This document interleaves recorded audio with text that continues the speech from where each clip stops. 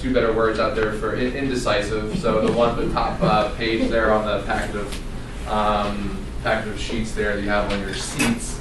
We're going to be reviewing decision making and a process that you might be able to take and apply to your life, your relationships, your career to be more decisive.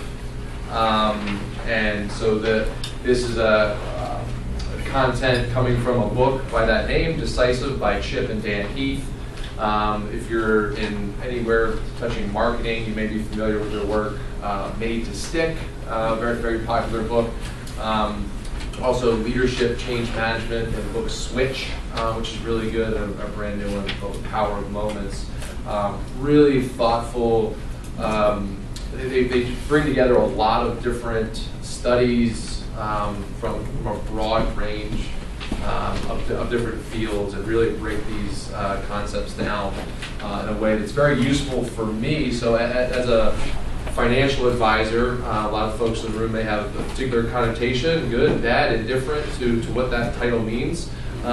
This morning I'll ask you to sort of broaden that scope a little bit and have it be defined in that, for me and what I do, especially for our clients, not as much investment related, which product to buy, which stock bond to buy, sell, and when. I spend a lot of time with our clients helping them make decisions that impact their finances, which now that's a much broader set of decisions. So, where should I be sending my kid to school? Should I take that new job even though it has these different characteristics? When could I retire? Is it possible? I'm going through a divorce.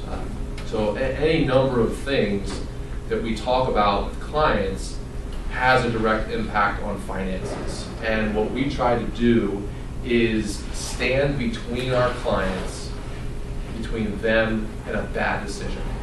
And when we talk about that in the context of transitions come with some inherent obstacles, and namely heightened stress, heightened emotions that tend to make bad decisions more prevalent, right? So if we can address that in a way that's systematic, process-based as well, we like to frame that decision discussion with a client. I've found that the framework that you have here, this WRAP process that's outlined by the authors of the book, very, very helpful in navigating decisions in a more effective way, in a more decisive way. So we walk away that we're never going to be 100% right 100% of the time, but if we know that we've made decisions based on a sound process, we know that we've gone through a series of steps that we can feel good about, and then again, look at the last note on the bottom of the page there, if we go in assuming that we could be wrong and we end up being wrong, we don't take it as personally, that it's not a reflection of ourselves. It's just a reflection of, life happens, things happen, and we can feel better if we've gone through this decisive process.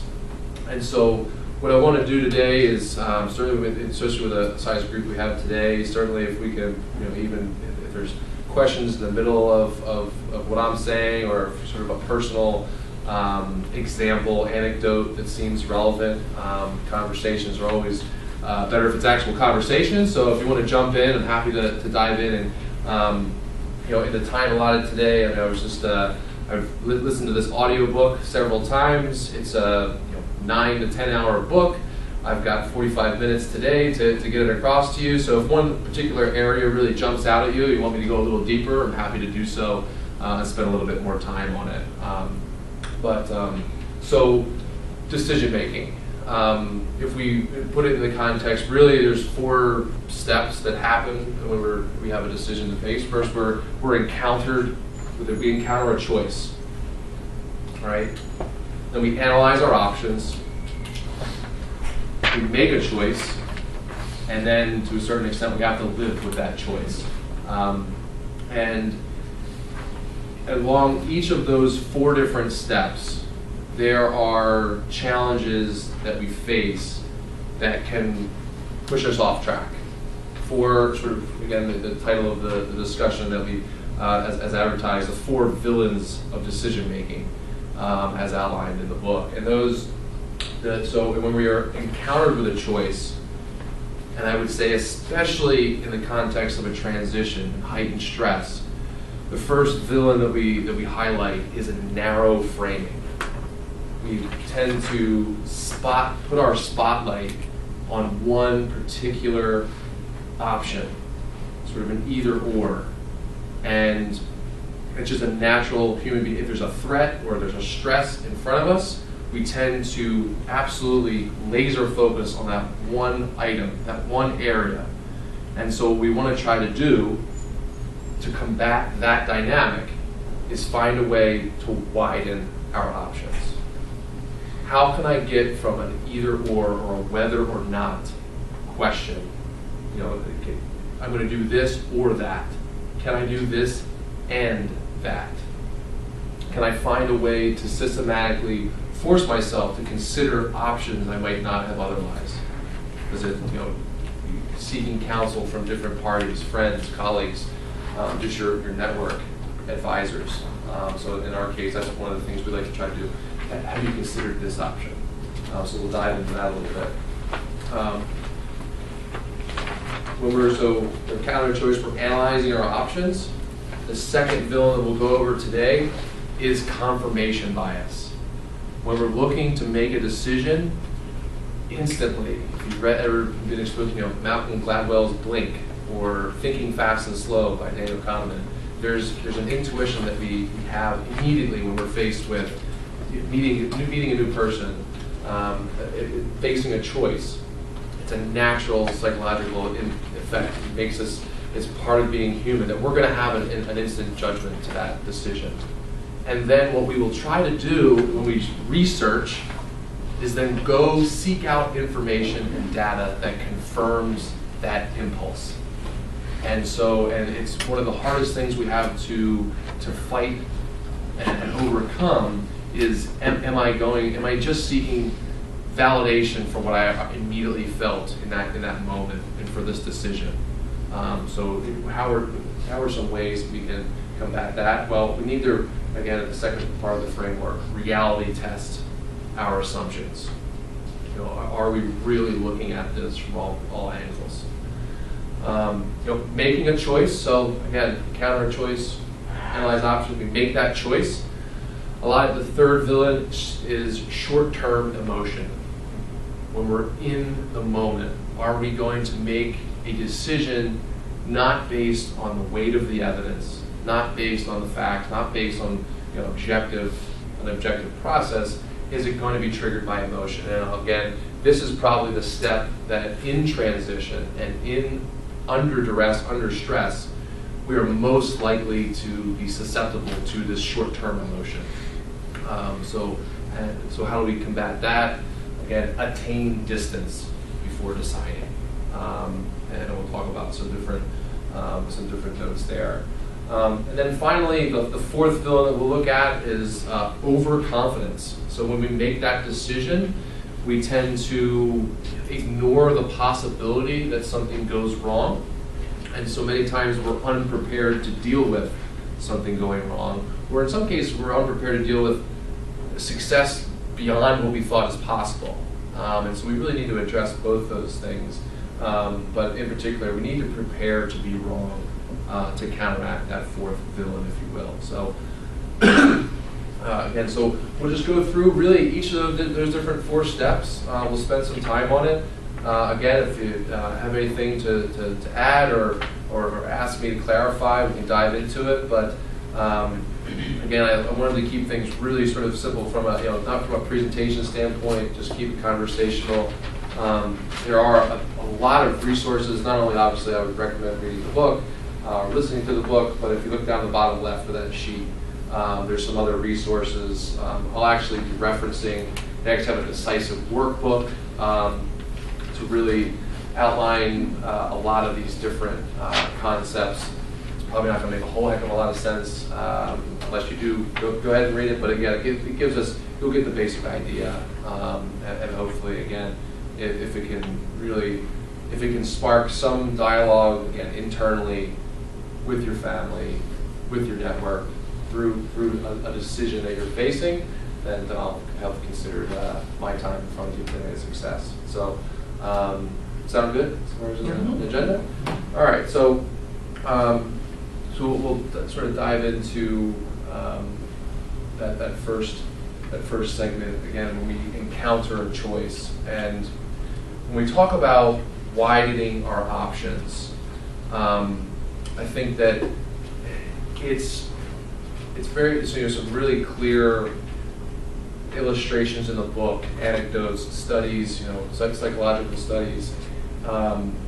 It's pretty unbelievable that we don't automatically do this already. But so there's some things that seem that would be perfectly intuitive, like opportunity cost is a great example of, if we look at it from a finance or economic standpoint, or as a financial advisor, you'd be really careful that we don't assume that people are making perfectly logical decisions based on, in economic theory, we have this assumption that people are weighing their options. Okay, I have $1,000 to spend. I'm choosing between option A or option B, but but there's millions of options to do with that $1,000. Are people really cycling through their mind all million options and coming up with the optimal scenario? That's an assumption of economic theory. That in reality, that's completely false. I mean, human beings don't do that with any degree of success. And the illustration that they, a pointed illustration they make in the book is, you're faced with a purchasing decision. I'm going to buy a stereo. One is $1,000. One is $750. Obviously, the $1,000 maybe looks a little shinier, has a couple more technical attributes that and if you're really serious about music. All right, so if you're faced with this choice, and in the study that they highlight, the individual is just agonizing over this choice. Do I buy the $1,000 one or the $750 one? Well, the salesman comes up and says to the person, well, would you rather have the $1,000 stereo, or would you rather have the $750 stereo and $250 worth of music? And the person's blown away. They hadn't even considered it. The fact that was really the choice they were facing. It wasn't this one versus that one. It was this one or this one plus all this other stuff because I have extra money. And so again, if we don't really think about opportunity, what am I really faced with? What is on the other side of this decision? Do I take this job because it offers more money? Is the opportunity cost time with family? A more stressful work environment, around a particular area that I'm not really intellectually interested in. Well, that we have to really weigh these opportunity costs of each of these decisions. If we don't, we're not giving the decision its proper due. Similarly, another study that I found really fascinating, they polled a number of people where if you were faced with a purchasing decision is sometimes where it's most poignant. There's a particular product you've really had your eyes on for a long time, and maybe it's a $50 product, and it goes on sale for $40, and you're basically saying you want this product. It's now on sale for $40. Do you think you should buy it? And 85% of the people said yes, I'm going to make that purchase. Another group of people came in, and with the only change to the study was, do you want to purchase this for $40 or save the money for something else? And now it dramatically shifted. 45% of the people said that now I'm going to buy that. And so again, intuitively you say, oh, well, obviously they're going to understand that they're choosing between this $40 item or something else. But again, when we're in that moment, we don't consider those wider options. And so again, if we look at the biggest red flag for me when I'm listening to a client or someone that I'm in a position to counsel through a decision, I always say, beware of whether or not. That should be a red flag. If you're internally saying, I'm choosing whether or not to do this or that. I'm sorry, can you repeat what you were saying about the 45% sale or 40? Yeah, so in the first group of people, it was just, there's an item that you want, it's $40, do you want to buy it? 80+% said yes, we should buy that.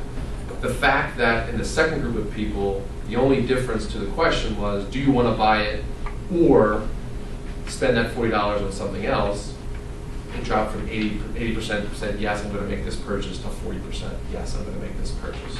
So it suggests that, again, we just don't intuitively say, I'm deciding whether or not to buy this. So it's the short-term urge that you have to be careful. That's part of it, absolutely, yeah. And you're in it, yes, certainly in that moment, you're not considering all of the other things that $40 can buy you. You're not considering all of the other things that an extra 20 hours a week you can spend doing. So in that particular point in time. So yeah, it was just the addition of bringing to the surface the reality that you're not faced with a whether or not decision on that one specific thing. Another really key point.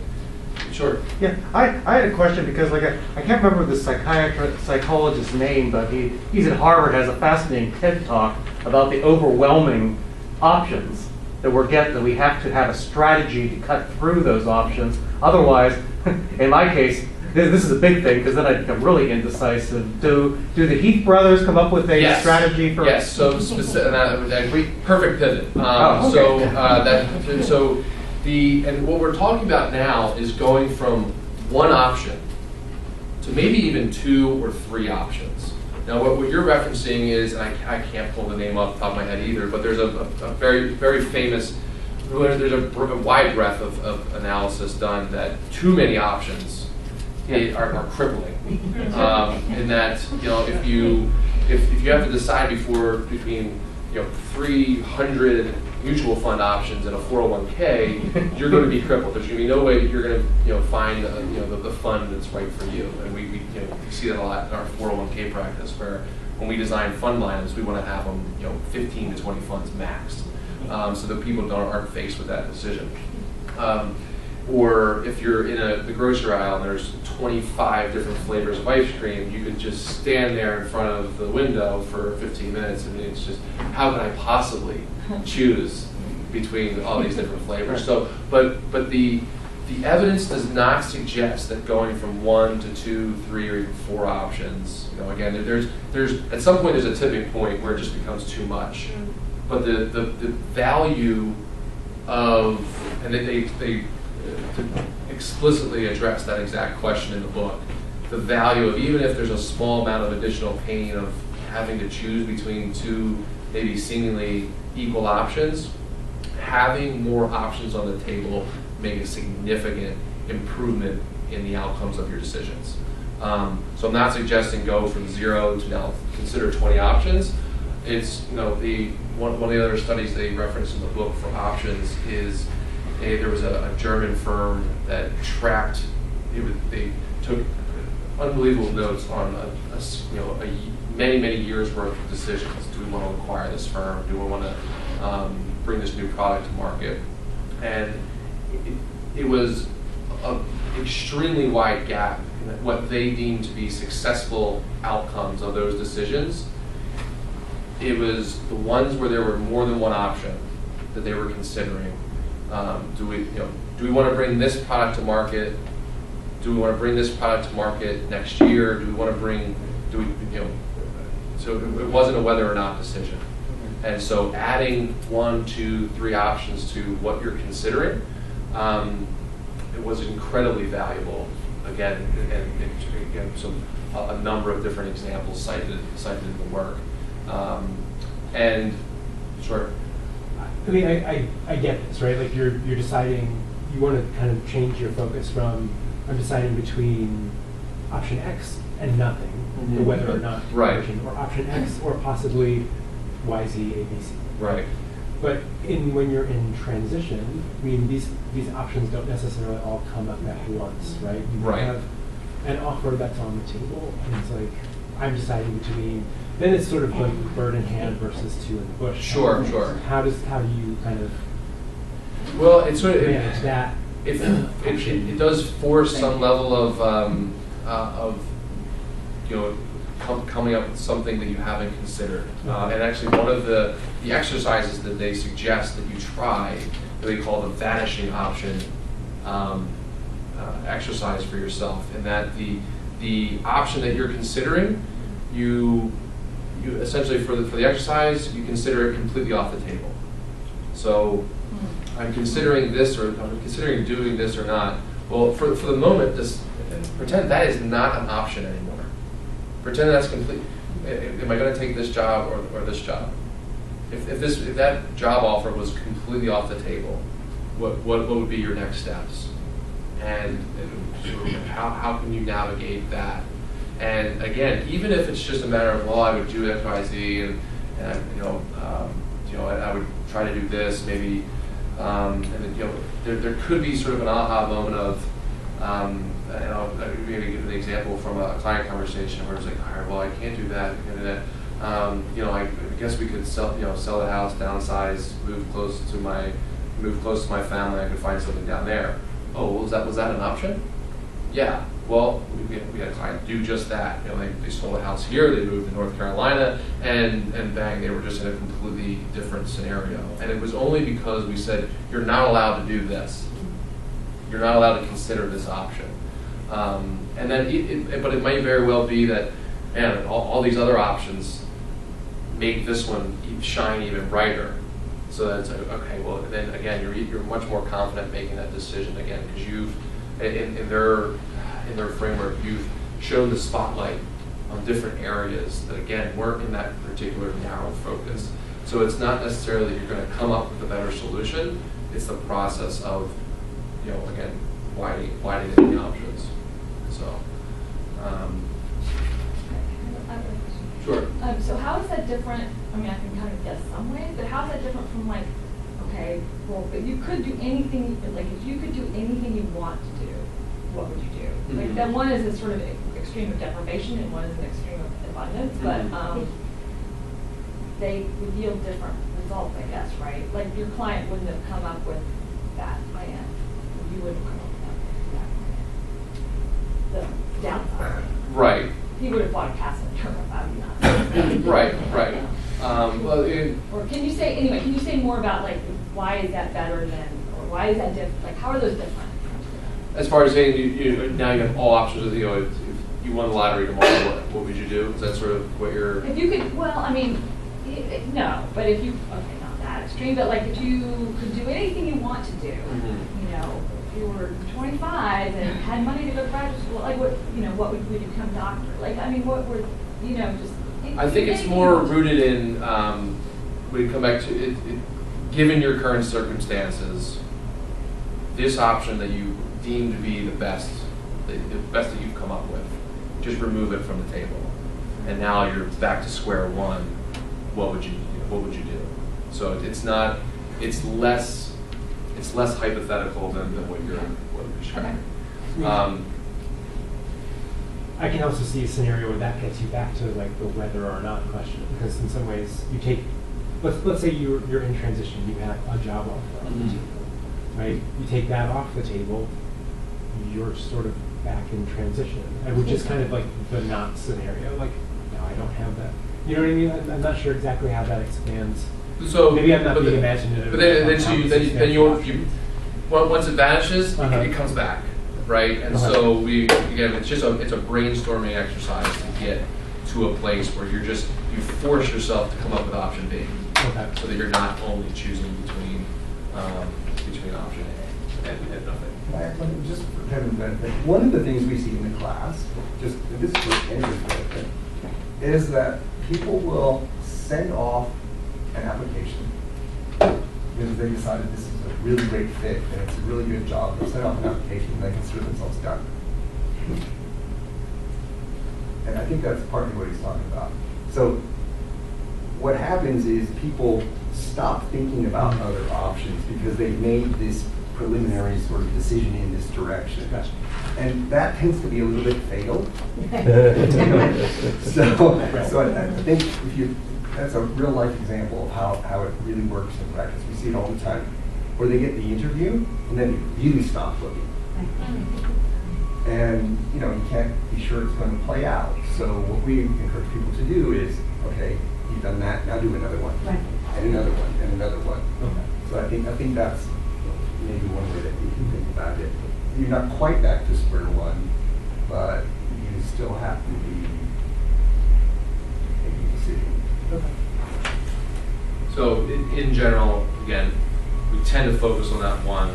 We want to widen our options. We want to give ourselves just an actual decision between, hopefully, as good of a couple options as we can possibly come up with, given a situation. So if we've, again, got these options and we're, collecting information on both of those options, then again, the next step then is to combat the confirmation bias, is to reality test assumptions. So the number one sort of tip or process that you would go through here is actively seeking constructive disagreement. And so it almost becomes difficult in today's environment. You look at, if you type, what are you going to type into Google? Well, there's going to be 10 very well constructed arguments for, or there's going to be 10 or 10,000 on each side, or well constructed arguments against it.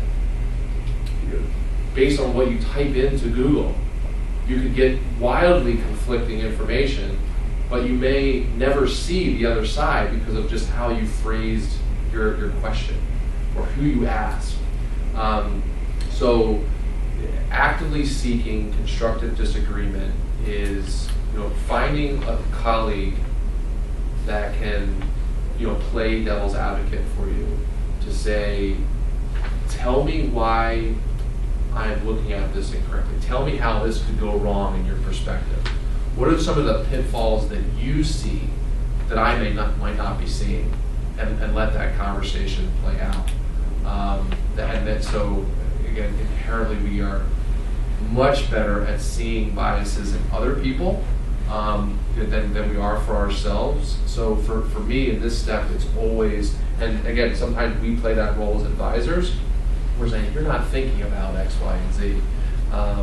And what we want to be really careful with here, and sort of if we look at how we judge our thought process versus the reality, is this idea of, well, I assume because it's me, I'm going to be different than the average. I'm going to be different. They reference the term base rates in the book. You want to seek base rates. So when you're asking, if you're coming to, say, I'm an attorney, and you want a patent infringement lawsuit, and you come to me and you ask, here's the facts of my case. Do you think we have a case? Should I hire you? We should go to try to go to trial.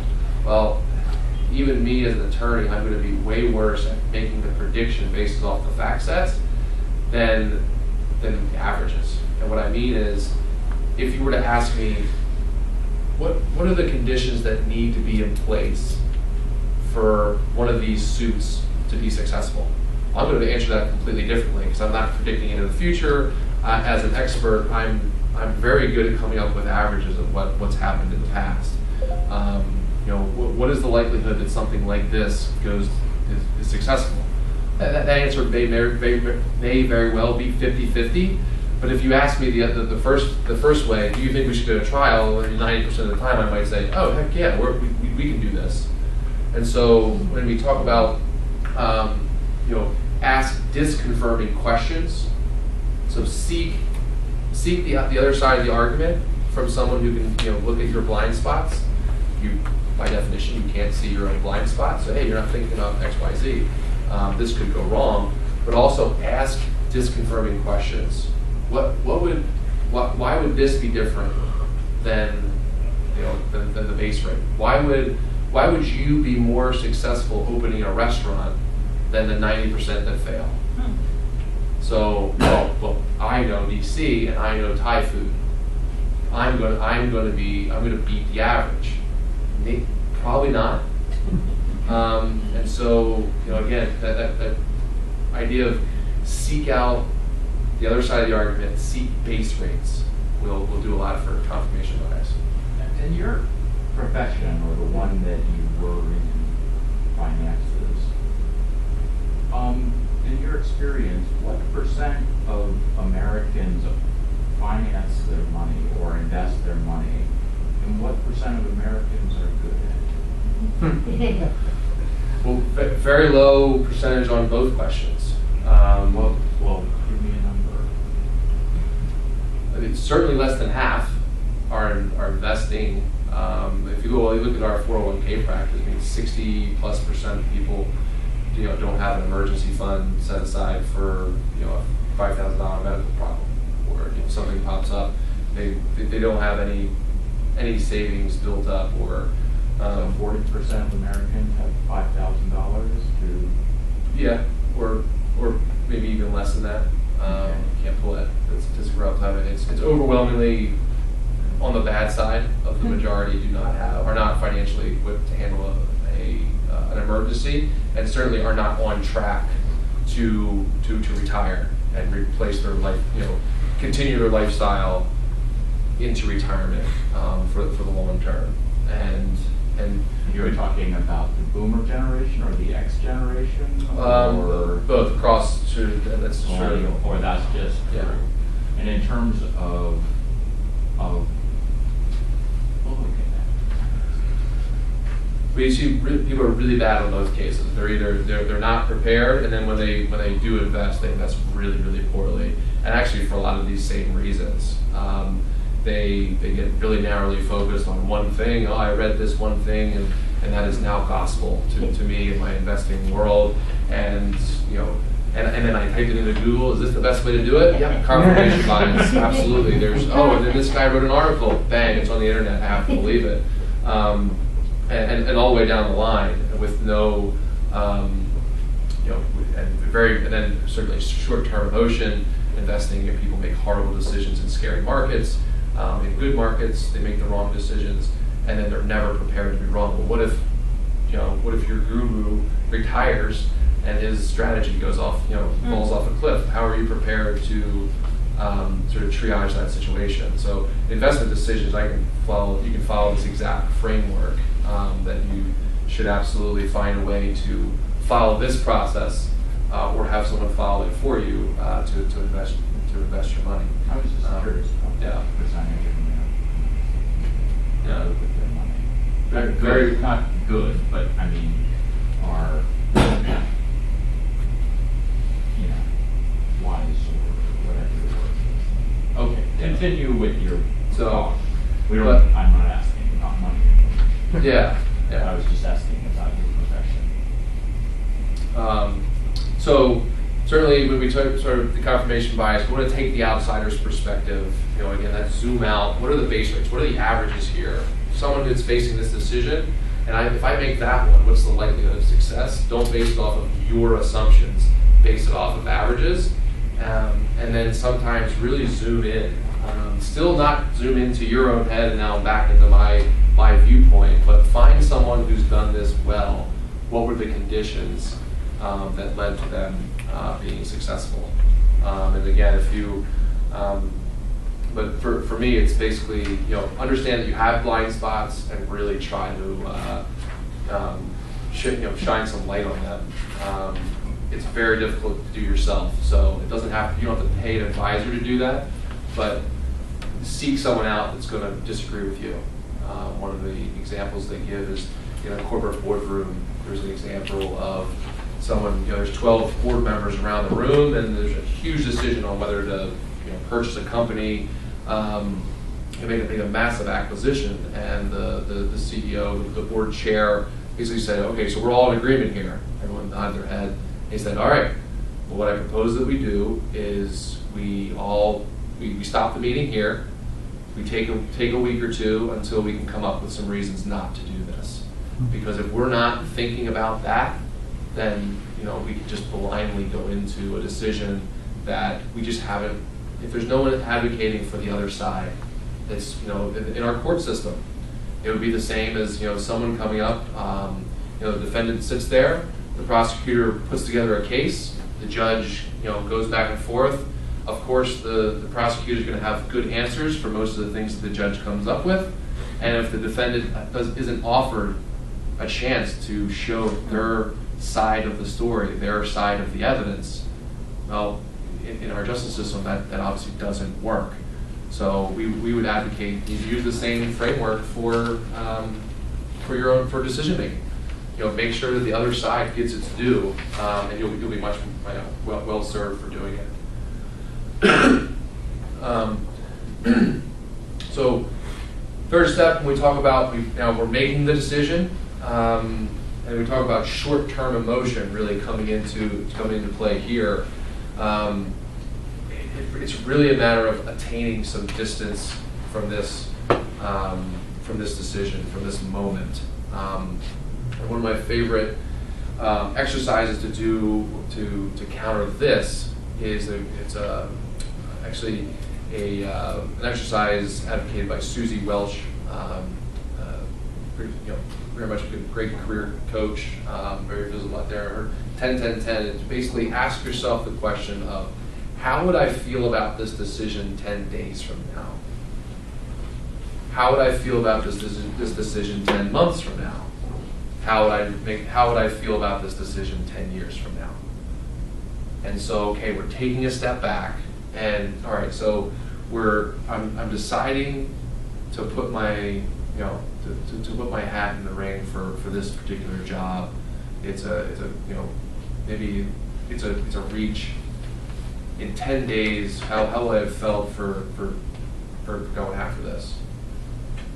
In 10 months, in 10 years.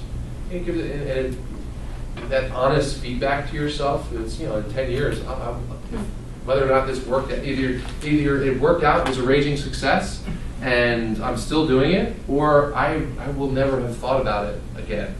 In years, 1.5 through 10. Well, maybe you should go ahead and do it. Maybe it's worth the risk. But if you can honestly answer those 3 questions back to yourself, put it in perspective of how you will view the decision on different time frames, it's very helpful in attaining distance.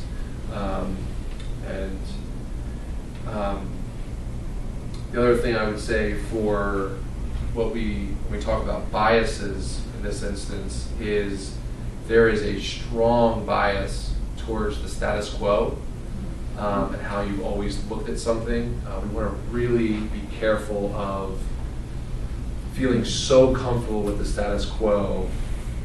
And if you add on the fact that we are very loss averse, so if we put ourselves out there, not only are we shaking up the status quo, which is scary to us, but it's also if we get the sense that we're at risk of losing something, we're much more likely to not take that step. And so we really want to fight just the fact that the status quo exists. We're very sort of hardwired to just keep things in place and not sort of step outside comfort zones. Something that again, that sort of and that loss aversion, that sort of stress and transition, we can really internalize and just no, I'm not going to do that. I'm just going to keep my head down and work harder. And that mindset is something that can really hinder the right decision. Sorry to keep asking questions, but has there been any study done for like that very first question you had, like on the stereo for $1,000? With asking that question, how would you feel? Okay, the stereo is $1,000.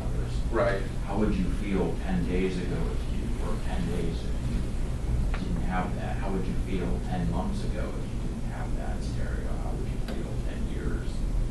Well, I think And would people change their minds about purchasing that stereo for $1,000 or $700.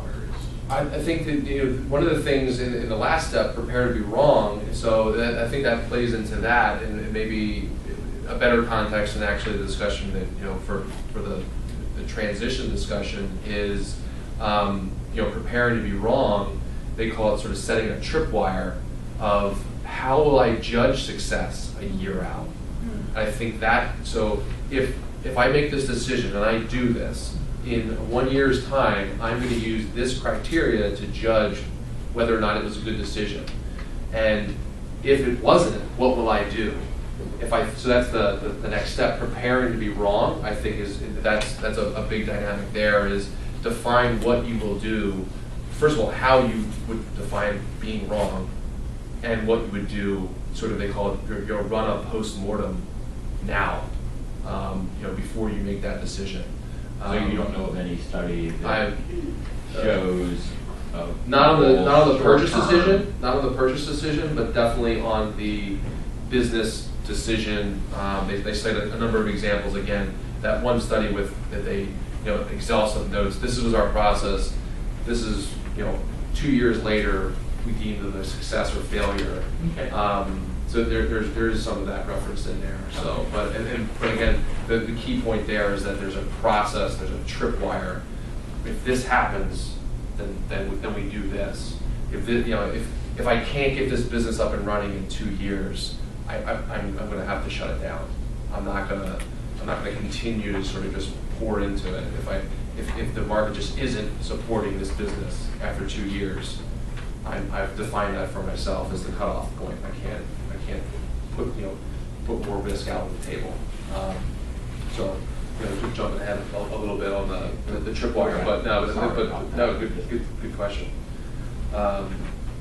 And so really what we're trying to do here in the moment, in the face of short-term emotion, attain some distance, gain perspectives from sources that again you may not have otherwise. And for one of the things they say, identify and enshrine your priorities. Let your top priorities guide these decisions through short-term motion. If you're one of the buying a house, if a good school district is your absolute top priority and you're buying that house and it's not a great school district, but it has everything else I wanted. Well, if that was your number one priority, you can just shed that option. It's not aligned with your top priorities. Taking a job, it's a great opportunity. It looks to be a growing opportunity. I get to manage some people, but my top priority is I want to shift out of something and spend more time with my family and have a balance in my life. If this is not going to provide it to you, and that was your number one priority, just be obsessive about your priorities. And this is something that, again, from our seat, it's our job to draw out those top priorities and keep reminding clients, and for yourselves, write them down. Write down your top priorities for this decision. Again, this would be a success if these 3 things happened. If I make this decision, are these 3 things going to happen? And if it's no, then it's not aligned with my priorities. I can just shed it away. I don't have to burden myself with that option anymore. But now I have to come up with another option to make it there. And so, again, gain distance, gain perspective, and be really crystal clear on your priorities. And it should alleviate some of that short-term emotion. And just looking at time here, coming up on the end here. So finally, when we talk about, again, we've faced the choice, we've analyzed options, we've made the choice, and now we should just need to live with what happened. So the villain is that we tend to be overconfident that we've made the right choice, and we're going to just, no, this is going to work. I've done all my research, and my confirmation bias confirmed evidence told me that this was going to be supported by the market, or this was going to do this for me and my family. The fact that it hasn't by now, it doesn't matter. I'm just going to keep the head down and keep pouring through. But we have to be prepared to be wrong. And so what we look at here is, again, we talked about it to a certain extent here, is define what that means, what I will do, what is the various sort of trajectories of this outcome, sort of we call it bookending. What's the low range of success, what's the high range, and really how will I determine where I am, close to the most optimistic scenario versus what could really go wrong. And again, along the way, am I measuring sort of where I'm going?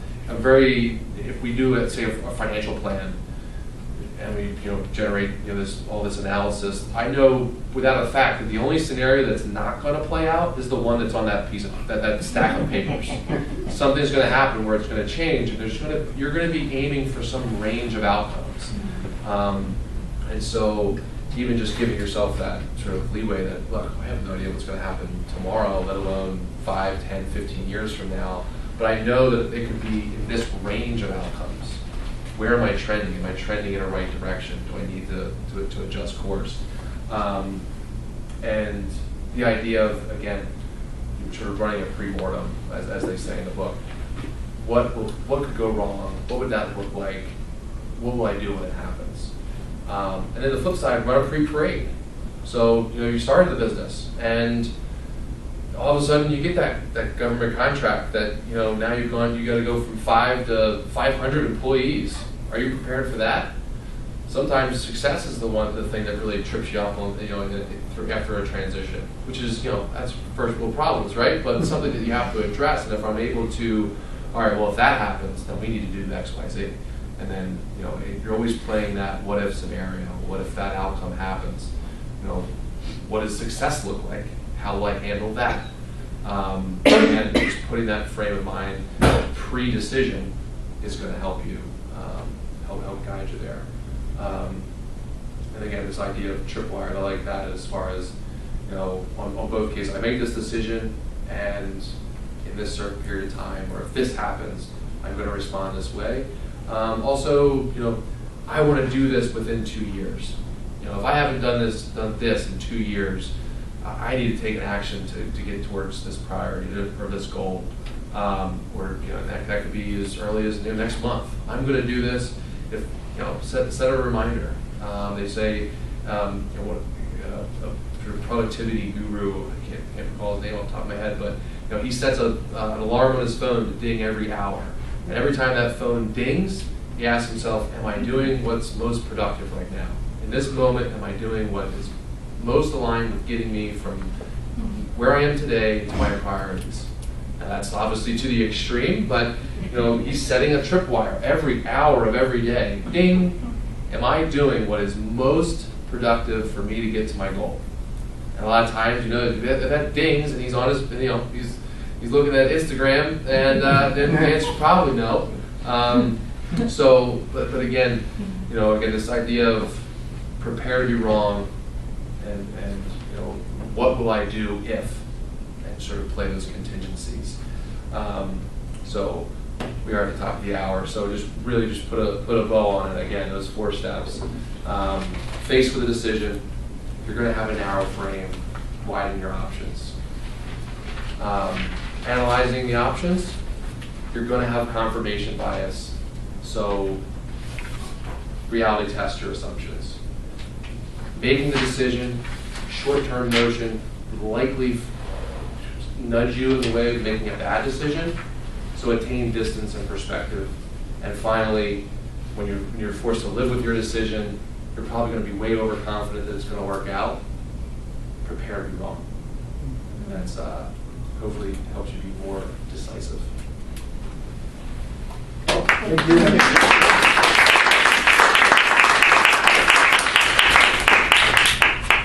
Give you a little memento of your visit to 40 Plus. Put on your desk and advertise for us.